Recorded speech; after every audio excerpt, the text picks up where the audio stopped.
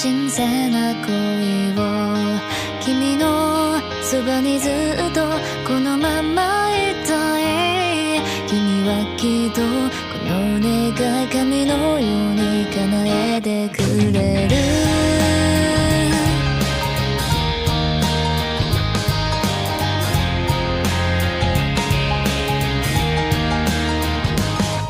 近づきたいのに足を動けない。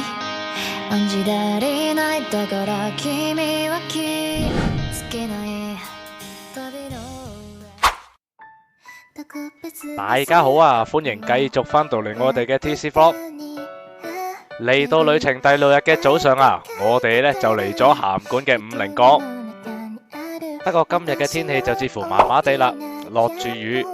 由於我哋啊今日係最後一日喺函館市啊，所以我哋呢都會照舊我哋嘅行程。哦，呢度就係手信區，一般1000yen，中高生750，小學生500。入到嚟大堂嘅售票處啊，第一件事啊當然就係買咗飛先啦。而佢嘅成人門票價格呢，就大概係1000yen一張。咁而佢哋啊，仲會記錄翻你係邊一個國家嘅朋友啊。買完飛就準備入場啦。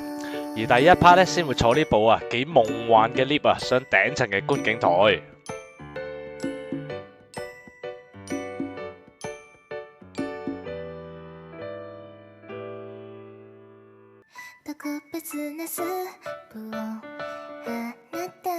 嚟到觀景層啊，梗係第一時間啊，揾翻個靚位啊，欣賞下佢嘅靚風景先啦。不過可惜當日嘅天氣認真麻麻，能見度啊唔高，遠景啊只係能夠睇到一片嘅大霧啊。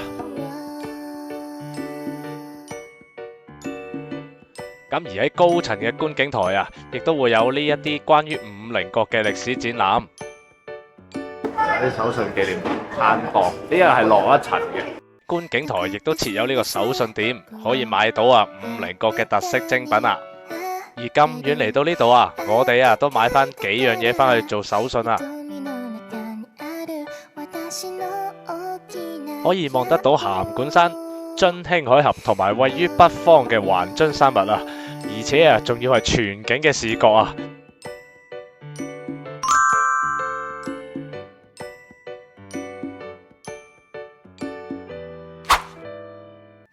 之後呢，我哋就嚟咗位於塔下邊嘅五稜郭公園。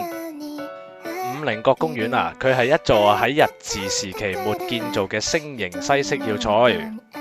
咁而家呢，已經改建咗為呢個公園啊，而且呢係開放俾遊客去參觀嘅。而公園啊就以佢獨特嘅五角星形狀而聞名。而喺公園裏面啊，亦都有重建咗嘅雙館奉行所。呢度啊，亦都係啊春季函館知名嘅睇櫻花同夜景嘅景點啊。而喺呢個雙館奉行所入邊啊，就展示咗當時嘅武器同埋武士嘅衣物，可以俾你啊了解到五稜郭嘅歷史啊，同埋復原之後嘅工程嘅全過程啊。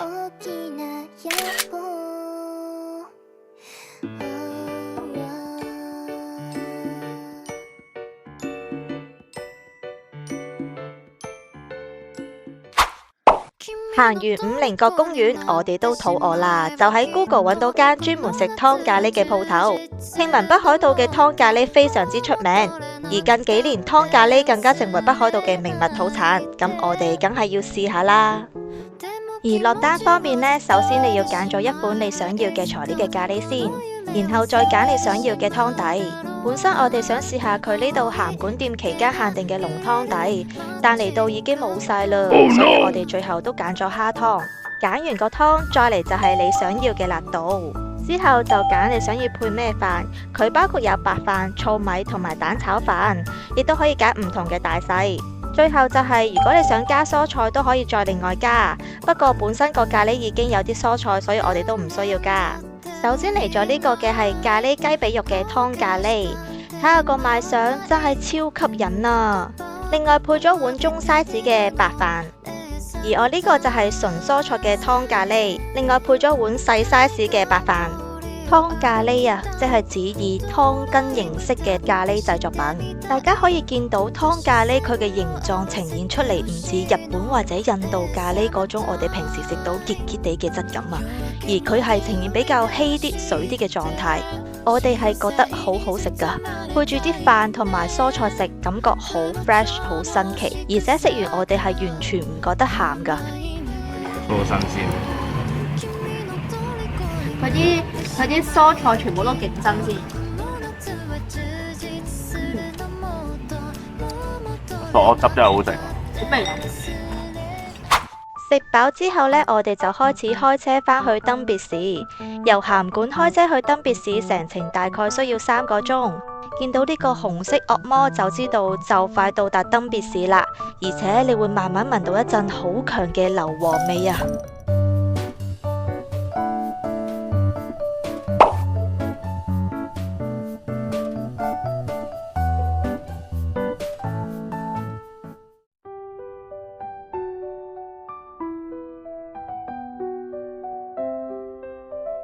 入到嚟呢間旅館，會令人感覺到有一種和式同現代嘅融合感。所有裝飾佈置都有種好溫暖嘅感覺，而且旅館出邊仲對住條溪澗，俾人一種好放鬆、與世隔絕嘅感覺。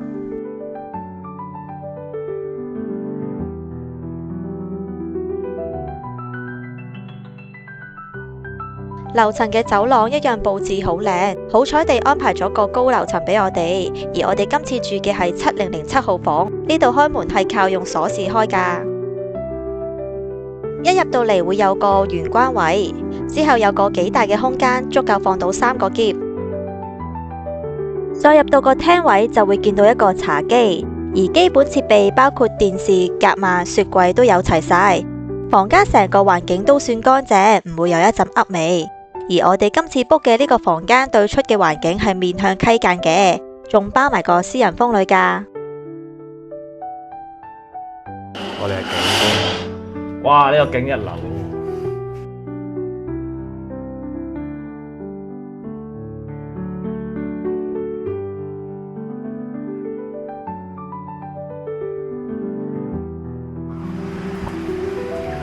哇！呢個池水味真係香。呢個可以坐2個人嘅露天風呂，係呢間酒店包埋。大家望下遠處嘅風景係。喺房間度休息咗一陣，我哋就落到樓下行一行。喺接待處轉右，有一間專賣手信同紀念品嘅店鋪，入面有賣代表登別市特色嘅紀念品，仲有各款薰衣草產品、各款零食、咖喱同埋杯麵。夜晚肚餓都可以落嚟買啲嘢食。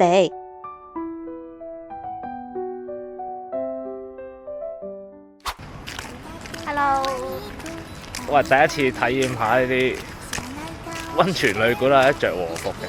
不過呢個登別就比較幾特別嘅，俾我感覺嚇，同埋真係好入鄉隨俗。即係你嚟咗呢度就同喺札幌函館啲感覺完全2樣嘢嚟嘅。咁啊，我哋出嚟行個圈先，轉個頭。7點鐘就會包咗一個晚餐，到時可以影俾大家睇。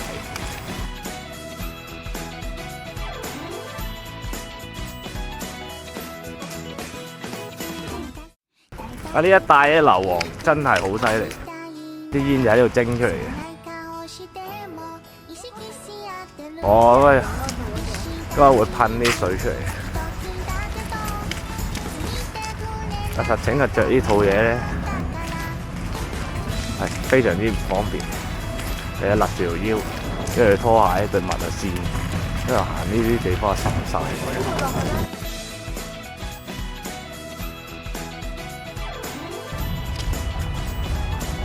見到呢個鬼像就到達登別其中一個出名嘅景點泉源公園。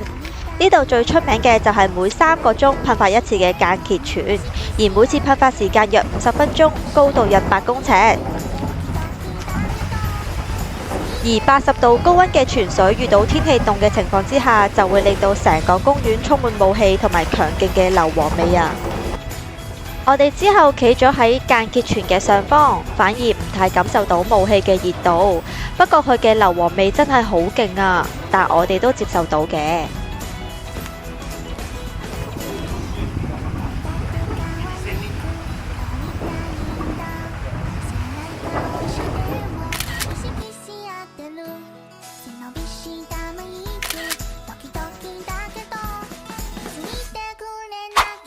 今次我哋喺雷霆花 book 咗個一撲二食，到咗晚飯時間，職員就會安排我哋入座，嚟到已經擺好晒啲餐點。睇下個 menu 先，哇，好多嘢食啊！每一道菜都好精緻，而且仲好有驚喜添啊！呢個唔知係咩嚟㗎，口感好似海草，食落好 fresh 好開胃，都幾好味。而呢個我哋初初見到覺得有啲恐怖嘅，原來係水煮鍋物嚟㗎，食落反而冇想象中咁恐怖。呢個一撲二食，你問我食得飽唔飽？其實我就只有70%飽。你見佢個 menu 感覺好多菜式，其實佢每款織物就當係一道菜，不過每道菜真係感覺到師傅用心去製作，而且我哋都覺得幾好味，加上成個用膳環境唔錯，都係一個唔錯嘅體驗嚟嘅。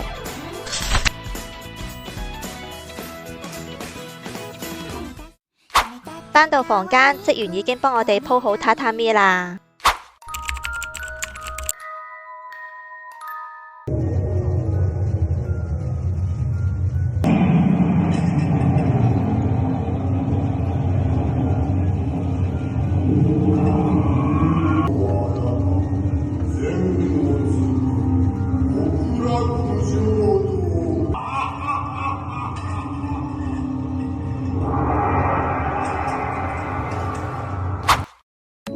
到咗第二日，我哋揀咗7點鐘食早餐。呢度嘅早餐係半自助形式嘅，同樣地嚟到已經擺好晒啲嘢食，望落都唔錯。而出邊亦有提供沙律、點心、刺身、飲品、咖啡、麵包同埋各款甜品。食飽之後，梗係出去行下啦。嚟到登別點可以錯過呢度最出名嘅景點啊？就係地獄谷啦。地獄谷係北海道登別市嘅一個火山口遺跡，大約喺1萬年前就已經形成，至今依然有唔少地方噴緊白煙，加上佢強烈嘅硫磺味，就好似彷彿喺地獄之中，因而得名。地獄谷提供多達11種唔同礦物質嘅泉水俾附近嘅登別溫泉，所以令到登別市成為咗著名嘅溫泉景點。沿住條山徑，大概行多20分鐘就會到達另一個景點——大湯沼展望台。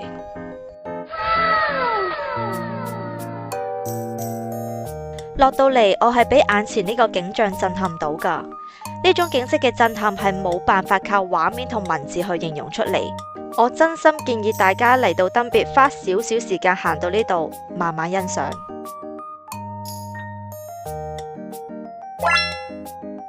大家亦都可以考慮揸車嚟，呢度亦都設有唔少嘅車位。我哋試下由另一個角度望大湯沼，一樣咁震撼。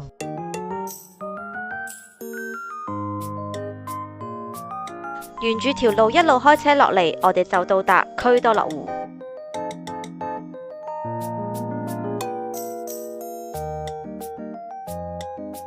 沿住個地獄谷咁樣玩，我哋都玩咗大半日，真係超推介大家自駕遊圍住啲景點玩啊！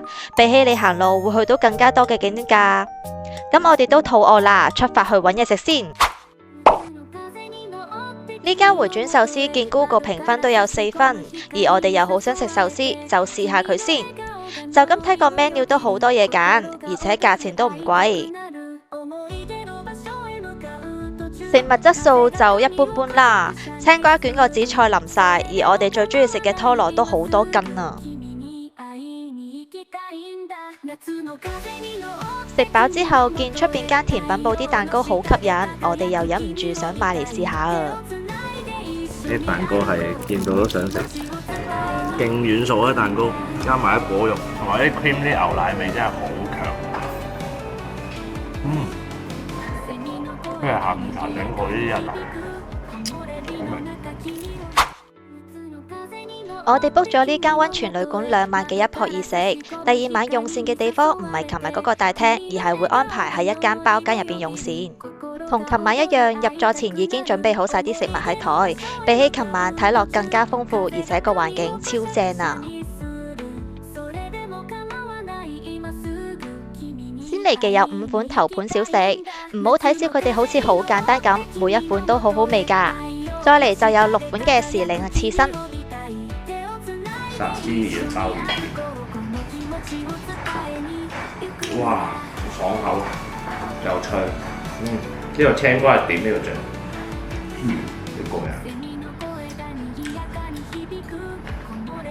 下一道菜就係用湯浸住嘅海膽同北寄貝，呢道菜就冇咩特別啦。熟咗嘅海膽口感會鞋咗，而北寄貝冇咗刺身嗰種爽口嘅感覺。再嚟就係一個 shabu shabu， 包括有魚腩，有一塊年糕，少少嘅粉絲同埋一啲蔬菜。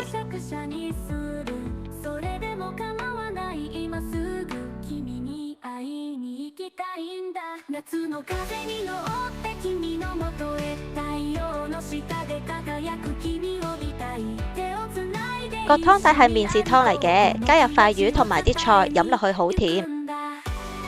而接下嚟呢道菜係我哋三個都覺得成餐飯最好食嘅，就係呢個鹽焗蒜蓉牛油田螺。而佢嘅擺盤都好靚，有成塊嘅海鹽墊喺田螺嘅下邊，真係睇得食得又好味啊！佢仲配咗2塊麵包，我哋研究咗一陣，應該將啲牛油搽喺面，然後搭配啲螺片食。呢個配搭幾新奇喎，而且仲要係好好食。呢道菜真係唔錯，好好味啊！尤其是啲油呢滲咗落個包度呢，真係好鬼正。我擺係有隻蝦同埋隻菇喺度，你菇喺個底嗰度。食完啲螺片，原來仲有蝦同菇喺底㗎。接下嚟下一道菜就係陶板烤國產和牛，呢一道菜又係一道驚喜菜啊！啲牛超嫩而且超香牛味，日本啲和牛真係冇得輸啊！隔住個芒睇返，真係好掛住呢塊牛啊！係咪以為就咁就完呢？其實仲有個當飯㗎，啲刺身一樣好新鮮，而且仲有個無蟹麵豉湯啊！食到呢度真係好飽啦，但又點少得最後嘅甜品啊！佢哋連個甜品都好好味啊，超甜爆汁嘅哈密瓜同埋個香橙啫喱，最後飲埋個飯後解膩茶，呢餐飯我哋都俾100分啦！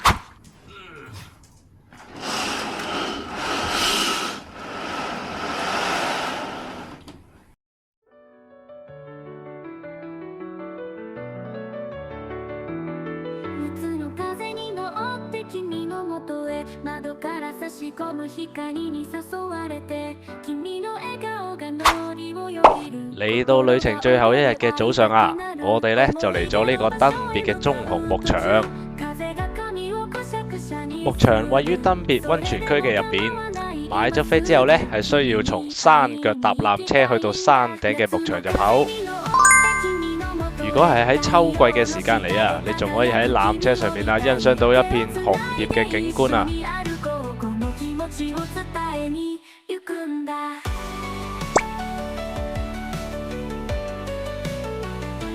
喺呢度啊，可以近距離觀賞到職員啊同熊嘅訓練情況，而園區啊都設有呢個飼料機啊，俾遊客呢去購買飼料去餵佢哋嘅棕熊。呢粒飼料啊，應該叫做熊仔餅啊。雄性嘅棕熊啊，體型啊比母熊啊大1倍啊，所以呢，就眼睇嘢已經分到邊隻係雄性，邊隻係雌性啊。而如果要餵佢食熊餅啊，只可以將餅啊拋喺佢身體嘅附近，因為如果你拋歪咗啊，佢係唔會過去執嚟食嘅，真係非常之懶啊！而位於下層嘅區域啊，只係隔住塊玻璃，俾你近距離啊觀賞熊嘅動態。咁而呢個園區入邊嘅熊啊，其實啊全部都有佢自己嘅名㗎。喺北海道啊，經常會睇到好多野生動物，而棕熊啊係日本上啊最大嘅陸上動物啊，通常會出現喺北海道嘅森林一帶。而部分熊啊會被保護喺安全區入邊，等佢哋可以安全咁長大啊。咁而喺園區嘅另一邊啊，仲有呢個跑鴨大賽啊，我哋啊都即刻買翻2手啊！好啦，紅燈嚟，隨時準備起步。哇！一出場嘅時候，喂，我哋嗰隻，哇，行內多啊！喂，快啦，快啦，排第2啊！喂，點啊？哇，1次獨數啊！喂，點啊？喂，快啊！喂，贏個鴨鼻，喂，有啊有啊！喂，快食啊！哇！喂，唔好上去啊！嗱，你喂變咗第尾喎而家嘅。喂，食完就走啦，唉，冇啦冇啦。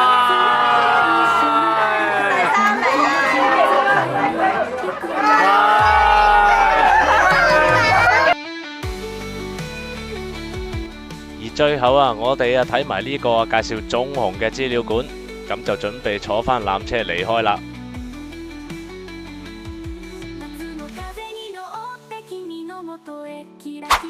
棕熊牧場啊，雖然唔算得上係一啲必去嘅景點啊，但可以啊第一次啊咁近距離咁睇到同埋餵埋啲熊啊，真係一個好特別嘅體驗嚟嘅。好啦，我哋嘅北海道8日7夜之旅啊，嚟到呢度呢就圓滿結束啦。多謝大家收睇我哋嘅 vlog， 希望大家可以俾多啲動力我哋嚟緊啊，再拍多啲嘅旅遊 vlog。撳下個鐘仔 subscribe 同埋俾埋個 like 我哋。如果大家有問題，亦都歡迎大家留言俾我哋。我哋喺下一個旅程再見，拜拜。